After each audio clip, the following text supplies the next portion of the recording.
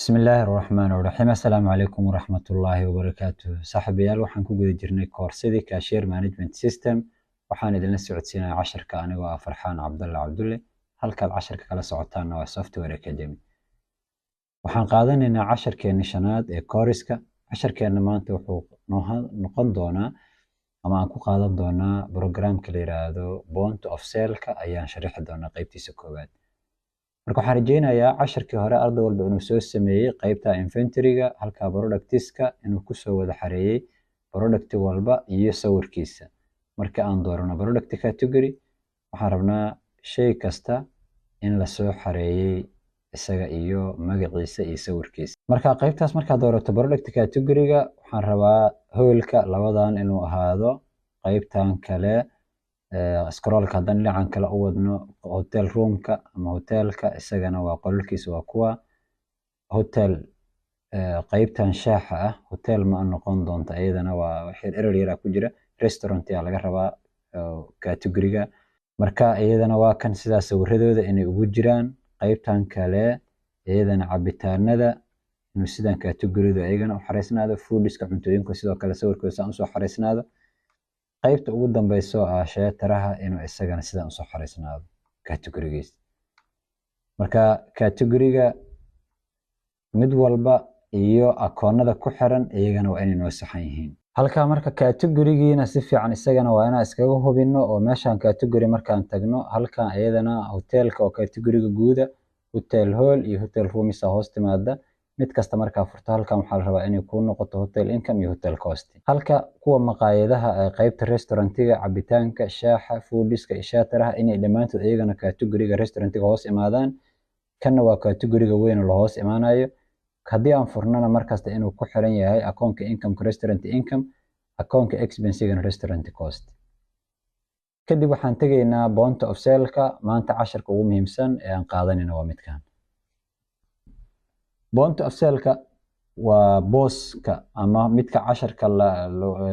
lagu bixiyo cuntooyinka cabitaanada maqaayada waxa lagu gada waayo daily sale-ka maalinlaha midku ka dhaco qaybta koowaad dashboard la yiraahdaa waa shaashada halkaas waxaa ka soo furma cashier-ka user-kiisa halkan waa orderiska ama wixii dalabaadaha lagala socdaa orderiska wixii dalab dhacay iyo kuwa hadda socda wixii dalab oo dhan halkaas laga ogaadaa orderiska midka deyna midka kaasha waxa dhan halkaas laga ogaan karaa sessionna waa markii sessionka la furto subaxii iyo qofku markuu cashier-ka shaqada ka baxay sessionka uu xiraayo sessionka haddaan si kale u niraano waxa weeye waa waqtiga shaqada shiftiga la soo galayo iyo waqtiga laga baxayo halka laga ogaado sessionka ama sessionka meesha laga xiro waayo payment-iskana waa lacag walba oo na soo gashay halka laga ogaado yacni order walba inta lacag aan ma xarayn haddaan rabno maanta inaan ogaano meeqa lacagna soo gashay akoonada ku kala timid ayaa laga ogaadaa preparation printer waxa weeye printerka lagu xiraayo daaqada shaashada lagala soconayo kuuga uu kala soconayo cuntooyinka la soo dalbaday preparation display-na waa dhalada uu kala soconayo orderka la soo dalbaday isaguna uu ka fasaxayo waan arki doonaa customer-iskuna waa macaamiisha ay leedahay maqaayado ama hotelka ama cafe shop qaybtan products-ka markaan tagno waa halkan waa products-ka alaabaha aan la gadayo ama cuntooyinka cabitaanada iyo waxyaabaha la gadayo service-ka la bixinayo Cambo Joyce-na waa isla iyaga kala dooranayo qaybtan reports-ka waa orderka report-kiisa orderka wixii maanta baxay na soo galay orderka inaan ka ogaano sales detail-na waa faahfaahinta sales-ka dhacay oo dhan inaad ogaato sale walba maanta dhacay deyn iyo cash inaad la deegi karto maalin waliba ma ahana bil saacad inaad la deegi karto maalin inaad cashier ogaa karto session report-kana waa cashier-ka inaad ogaatid inta uu yani uu cash soo xareeyay inta iibuu sameeyay markuu furana intuu cash hayay markuu ka baxayay inta uu lacag hayay preparation time-na waa waqtiga lagu diyaarinayo inta waqtiga lagu diyaariyay markasta si ay u ogaato orderka marka la dalbaday iyo kuugu markuu diyaariyay waqtiga u dhaxeeyay si loo ogaano customer-ka in degdeg loogu adeego qaybtan kale configuration-ka setting-ka ugu horeeya waa meesha laga saxo setting-ka dhan payment method-kana waa akoonada marka hore la sameynayo lacagaha akoon walba lacag lagu diri doono meesha laga sameynayo coins-kana waa lacagta bounty-ga inta ka dambeyn doonta yacni tusaale ahaan 2.5 rounding lacagta marka lasoo wareejinayo oo jajabka ay u gelayo. Marka rawnika badanaa lama isticmaalo. Point of sale-kana waa point of sale-ka markaas ku samaysan. Macnaha waxaa samayn kartaa branch walba inuu yeesho point of sale u gaara oo cashier u gaara yeesho. Ama branch walba, warehouse walba inuu yeesho, laan walba inay yeelato point of sale u gaara. Flooriska iyagana waxa weeye dabaq haddii ay tahay oo kale inta floor 1, floor 2, floor 3 biyaanada uu yahay. Sidoo kale haddii maqaayad caadi ay tahayna gudaha iyo banaanka midda ay tahay. Note moodle-iskana waxa weeye faahfaahin in lagu daro. Tan waxay marka ka faa'iido leedahay faahfaahintan lagu qoro automatic waxaa lagu arkayaa preparation display-ga oo kuuga cuntada diyaarinayay marka la yiraahdo tusaale ahaan meeshan lagu qoro waiterka miiskaas fadhiya sonkorta laga yareeyo cuntadiisa orderka halkaas uu kusoo dhacayaa preparation display-ga oo dhaladii ku xirneed kitchen-ka ama jikada oo uu kala soconayo dalabka. qaybta marka note moodle-is la yiraahdaa iyadana waa in note lagu qoro. qaybta ugu dambayda waa products. Product category gooni ah oo samayso iyo product tags, tag u gooniya. inta waxaa noo sii dheer oo noogu xiga setting-ka ayaan tegaynaa marka. Setting-ka ka bilaabayna. Setting-ka marka koowaad waa inaan samaysano shop-kan magaciisa. Hadda waxaan ka soo qaadi doonaa halka waxaan ku qorayaa shop-ka magaciisa. Hadda waxaan ka dhiganaynay oo aan ku soconay cashier iyo magacaaga. Annagana waxaan ka dhigaynaa cashier software 01. Marka maqaayada mise ma ahan. Haddii maqaayad ay tahay tigta saaraysa. Haddii san ayna wad ka dhaafi doontaa. Hadda waa maqaayad meesha bar ama restaurant tigta saarayna kadibna noo save garay. Sidaas waxaa noogu samaysmay point of sale-kii uu lahaa qaybtan. mid walba marka waxay yeelan doontaa qaybo aan buuxin doono. qaybta koowaad waa point of sale. maqaayad inuu yahay tigta saaraysa kadibna waxaan fiirinaynaa qaybtan ku xigta flooriska ama tableska. inta biyaano uu yahay biyaano walba inta table ama inta miiso ay leedahay marka iyada 10 gooniyahay noqon doontaa laakiin kaliya halka waxaa ogaataa in looga dhajiyo ama looga xiro floor walba ama biyaano kasta inta miis ee taala miiskaas inta qof fariisan karta design-ka loo dhigayo halkaana laga sameeyaa. qaybtan kale waa take out delivery. yacni cunto delivery-ga la sameynayo ma alaab meesha lagu isticmaalayaa ma shaqaalaha mid kamid ah isticmaalayo ma take out alaab delivery oo on la dhiibaya halkaana laga doortaa iyadana. haddii aad tigta meeshan saarto saddexdan ayuu noqon doonaa. wuxuu noqon doonaa dine in cunto meesha dhexdeeda lagu cunayo, take out cunto dibadda loo qaadayo iyo delivery cunto online loo dhiibayo. take out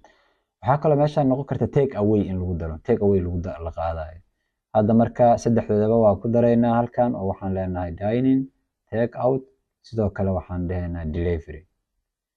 default midka ah yacni kee default noqonaya waan dooran karnaa.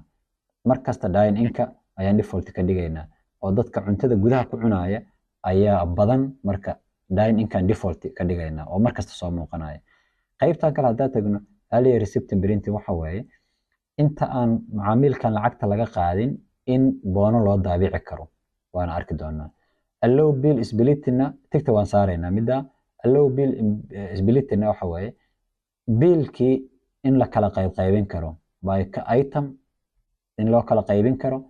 4 qof oo kala hadii cunto wada cunaan mid kasta qaybtiisa in gooni looga qaban karo iyadana tigta noo saar. qaybtan kale waa self order-ka qaabka loo dalbanayo meesha marka self ordering-ka in QR code laga dalbanayo uu jiro oo QR code qofku inta loo geeyo oo uu ka dooranayo QR code plus ordering afka inuu ka dalbanayo ama QR code uu inta ku aadisto menu marka loo geeyo kadibna uu shayga halkaas ka dalbanayo iyo QS Mode oo ah app kale oo loo dejinayo oo telefoonka loogu dejinayo. intaas oo dhan kama gaarno disable aan leena oo ah qofka orderka wuxuu u soo sheeganaya waiterka u tagi doona maxaa u baahan tahay u dhihi doona. qaybtan kale oo paymentiska ah payment method-ka waa akoonada lacagta lagu dirayo waana isla sameyn doonaa. hadda intaanu akoon ha inoo sii jiraan default intaan noogu sameeyey qaybta automatic validate-ka tigtaan saaraynaa sidoo kale halkan maximum difference waan ka dhaafi doonaa laakiin waxa weeye qofka cashier-ka markuu session-ka xiraayo haddii farqi uu jiro farqigaasoo ka badan $100 haddii boqol aan gelinay $100 hadduu ka badan yahay sessionka ma xiri karo waa inuu ku laabto yiraahdo sessionka wax badan iga qaldan inta la iga rabay iyo inta aan hayo way kala duwan yihiin marka meeshan maximum difference-ga inaga hadda digtaan ka qaadi doonaa ma u baahnin hadda qaybtan tibiska ah oo qofka waiterka lagu dhiirigeliyo tusaale ahaan macaamiisha inay qofkan lacag dheeri ugu daraan dalabkiisii oo $10 markuu ku adeegto 11 uu diro halka $1 kale uu yiraahdo waa tibis customerka ay adeegay ayaana qaadanaya inuu yiraahdo kale waay qaybta waa ka gudbaynaa bont waxaan tegaynaa boss interface-ka ama bont of sale-ka interface-kiisa halka login password inuu ku soo galo qofka marka koobaad qofka cashier-ka inuu password-kiisa ku soo galo meesha laga doorto waay marka cashier markaan password soo siino kadib ayaan dooran doonaa kan hadda waa ka dhaafaynaa large scroll waxa weeye inay noo waaweynaado scroll-ka wax kor iyo hoos lagu soconayo waaweynaado bookina qaybta online-ka in lagu booking gareysan karo hadda online database ah oo website nooma saarna website nooguma xirna qaybtan kale tigta waa ka qaadina marka qaybtan hide products-ka muhiima hide pictures and point of sale productyada sawiradooda inaan soo muujino iyo inaan qarino waxaan leenahay category-ga sawirkiisana soo muuji productiga sawirka aan saarnana oo aan soo saarnana soo muuji haddii aad tigta saarina wuu qarin doonaa qaybtan kale group by product category walba inta alaabo isleh wixii shaah cabitaan wixii cuntooyin isleh isku category-gooda isla waafaji qaybtan kale screen-ka marka koobaad dashboard-kan aan tagno ma waxa default noogu soo muuqanaya table-iska mise register-ka qaybta ah waan arki doonaa qaybta register-ka ayaan default ka dhigaynaa labadaba waa laga dhigi karaa oo table-lada inay noo ahaadaan marka table-ka gudahan kasii dooran doonaa ee qaybta register-ka ayaa marka hore ka dhigaynaa table-kana waa ka dhigi karnaa wax diidaya ma laha labaduba cilad ma aha laakiin hadda annaga waxaan ka dhigaynaa register-ka sidoo kale meeshaan waxaan dooranaynaa product category-ga haddii aan category-da qaar laga qarinayo inuu point of sale ka soo muuqdo halkaan ka dooran karnaa tusaale waxaan leenahay hadda cabitaan iyo waxaa ka soo muujisaa cabitaano iyo waxaa ka soo muujisaa discount iyo shaah iyo kuwan inta kala qari tusaale ahaan shaah oo kale ka qari lagu point of sale lagu gadi maayo marka hadda uma baahnin waan soo wada muujinaynaa iyo tigta ka qaad meeshaan show margin and costs shayga faa'iideysa iyo inta qarashkiisa in la arko default taxes-ka ama wax canshuur oo taxiya ma gelinayno halkaasaa muhiima waxaan dooranaynaa account receivable-ka oo ay ku qoran tahay booska maahana midka kale sababtoo waxaan rabnaa account receivable-ka deymaha macaamilka markii hotelka looga soo taago iyo markii point of sale-ka looga taago inay hal meel ka soo wada muuqdaan haddii kale laba akoon ay ka kala noqonayaan marka waxaan dooranaynaa account receivable-ka caadiga ah oo aan boos raacsisnayn qaybtaas track waxa weeye order-ka haddii edit lagu sameeyo inaan la soconno ogaano edit lagu sameeyey halkan order-ka point of sale-ka in lagala socdo invoice-kiisana qayb sales ka soo muuqdo closing entry-ga marka la sameynayana by product in la arki karo iyadana tigta noo saar qaybahan kale oo pricing-ka price control-ka inaan price-ka wax laga bedeli karin taas suurtagal maahan marka waa tigta waa ka dhaafaynaa haddii qofka qiimaha ay go'an yahay oo aan waxba lagu dari karin waxna laga jari karinna price-kaas cashier-ka waa laga xirayaa oo marka qiimihii loogu talagalay marka loo soo dejiyo waxba kuma u dari karo halka canshuurta waaye waxaan leenahay marka taxiga exclude uu noqonaya oo ah qofku wuxuu la bixi doonaa inta uu gato iyo canshuurtooda discount waa la sameyn karaa global discount halkan kale promotion discount waa la sameyn karaa pricer qaybta pricer-ka waan arki doonaa ayagana pricer-ka waxaa la yiraahdaa inaad sameyn karto ardadoo kale inaad discount gooni u sameyn karto dadka caanka oo kale discount gooni u sameyn karto oo markii la doorto uu discount by automatic u sameynayo qaybta biiliska iyo receipt-ga ah halkaas header-ka waxa ka soo muuqanaya way qaybta header-ka aan dooranaynaa hadda header-ka oo kale tusaale waxaan ka dooranaynaa akoonadeen oo kale tusaale ahaan ka soo qaad balaa waxaan leenahay WhatsApp ama waxaan leenahay lambarka lagu dirayo lacagta 252 604 866 kale. ama waxaan leenahay tusaale lambar kale oo isagana 252 ama akoon oo ku diri karaa emergency aan ku qori karnaa headerka kor wixii soo muuqanaya waaye. marka waxaan leenahay 252 604 866 oo kale. qaybtaas waxaan ku daraynaa software academy waa headerka kore. qaybtan headerka hoose ahna waxaan leenahay xarunta meesha ku taalo Bakaro Muqdisho waa qaybta hoose ee footerka. qaybta hoose ee footerka aan ka rabnaa. qaybtan kale automatic receipt in si automatic uu printer ugu diro warqadda markii uu iibka la sameeyo iyo in aad ugu dirsanaydo. marka automatic aan u dhaafaynaa basic receipt-ga tigta noo saar. intaan kale sideeda aan u dhaafaynaa waxba lagama bedeli doono qaybahan kale. qaybtan payment terminalka wax lama qosay waxba lagama bedeli doono. qaybtan connected device-ka waxaa loo isticmaalaa markii printer lagu xiraayo. printerkaasna by wifi ama lagu xiraayo IoT box. haddii ay jirto tusaale ahaan customerku dhalo uu kala soconayo orderkiisa iyadana halkaana looga xiraa oo laga arki karaa. preparation printerka lagu diyaarinayo halkaasaa looga xiraa iyadana. qaybta internal note-ka ama faahfaahinta dheeriga ah halkaas ayaa note-ka loogu daraa. qaybta inventory-ga ugu dambeyn marka waxba kuma bedelin intaasoo dhan sidooda u dhaafayna by default. inventory-ga isaga waxaan halkan ka dooranaynaa sidiisan all ship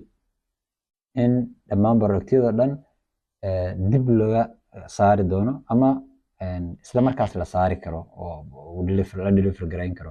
qaybta operation type-ka ana waa location-ka uu ka baxayo. intaa waxaa ugu dambeeya barcode haddii cuntooyinka ay leeyihiin menu barcode laga dooranayo barcode-ka marka la saaro kadib qiimaha uu soo saarayo halka barcode-ka waa laga gelin karaa iyadana.